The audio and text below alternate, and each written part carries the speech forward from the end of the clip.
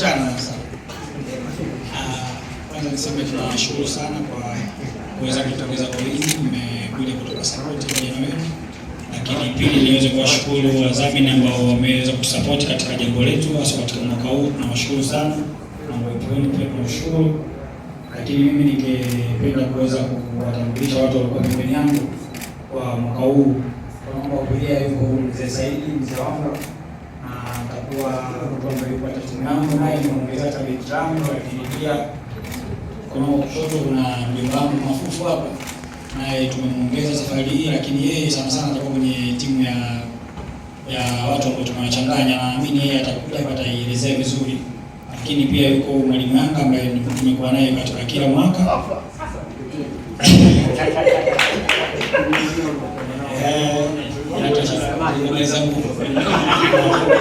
Kwa kikubwa tuseme kwamba sisi tumejiandaa vizuri katika mwaka huu na tunachokiamini tushapata matokeo mazuri katika miaka mitatu ambayo ishapita. Kwa hiyo hata mpinzani wetu tunaamini mwaka huu atakuja kwa kung'ata sana meno, lakini mimi naamini kikosi changu na naamini kile ambacho nitakwenda kufanya katika msimu huu na nimeweza kuichagua quality ya wachezaji waliokuwa bora na wazuri ili niendelee kupata matokeo na niendelee kuongoza katika ule ushindani ambao tumekuwa nao katika kila mwaka. Kikubwa ningependa kuendelea kuwaomba wadhamini, wadau, wafanyabiashara na serikali kwa ujumla waendelee kutoa support vijana wao, kwa sababu hili ni jambo kubwa na kwa sisi pekee tunatuamini tutaweza kukamilisha tukio lenyewe. Lakini pia tungependa kuwaomba wanamichezo, mashabiki, siku ya tarehe 11 mwezi wa 7 Jumamosi inayokuja mwezi kutokeza kwa wingi pale Morogoro, mje kwa support, mje kuenjoy. Tunaamini mchezo utakuwa mzuri na tunaamini mtaburudika sana. Asanteni sana.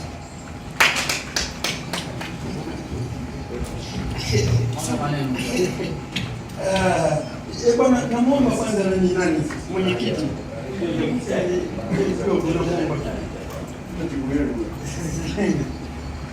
Samahani kidogo sababu naingia kwenye protocol ambazo sio za kwangu. Unajua wakati anaongea Kiingereza mimi alikuwa yanapita tunasikia yes. Kwa hivyo sasa ndugu yangu tu usimame kwa hapa. Hizi niziweke hivi. Mimi sauti yangu yake kila siku. Kwanza nikianza naweza nikasema asalamu alaykum.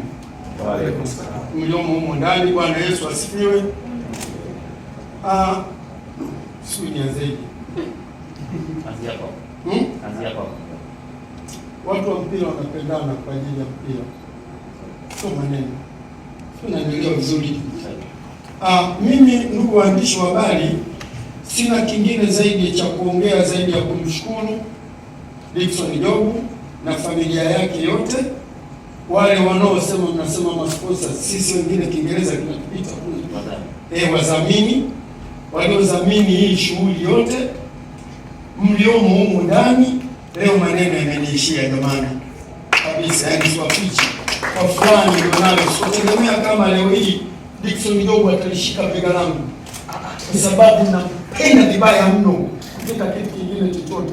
Ilifikia siku moja nilisema hivi, kwa nini wale hawakumuona wakamchukua Dickson Jobu? Ila tunasema kwa sababu umekataza tusitajane hapa majina. Basi inabidi tuwe hivi. Lakini swafichi. Hiki mlichokianzisha Dickson Jobu na mwenzio Bwana Shomari, na katozo kabishi, kafupi lakini kabishi. Yaani kile unachokiambia kibishi. Hili ni jambo la kuigwa kwa wachezaji wote wanaochezea ligi ya Tanzania.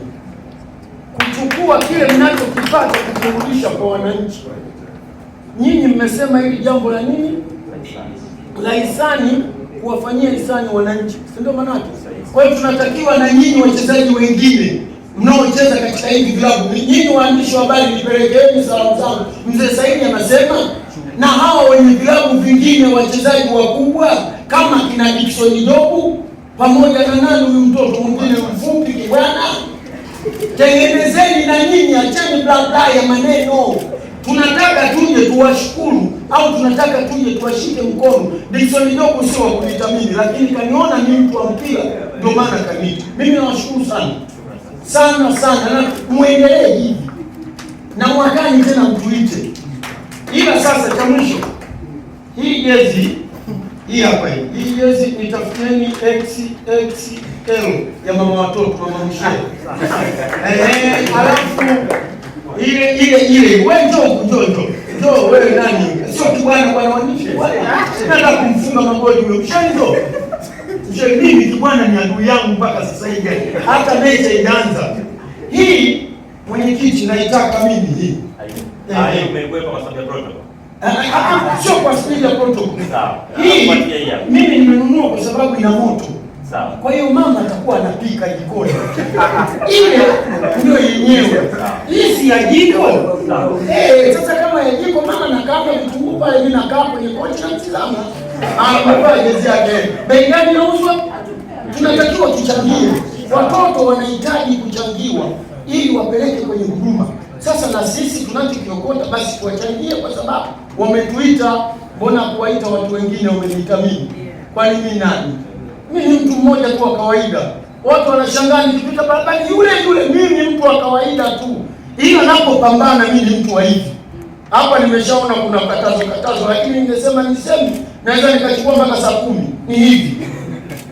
Mimi nawashukuru sana wote mlioko hapa, waandishi wa habari.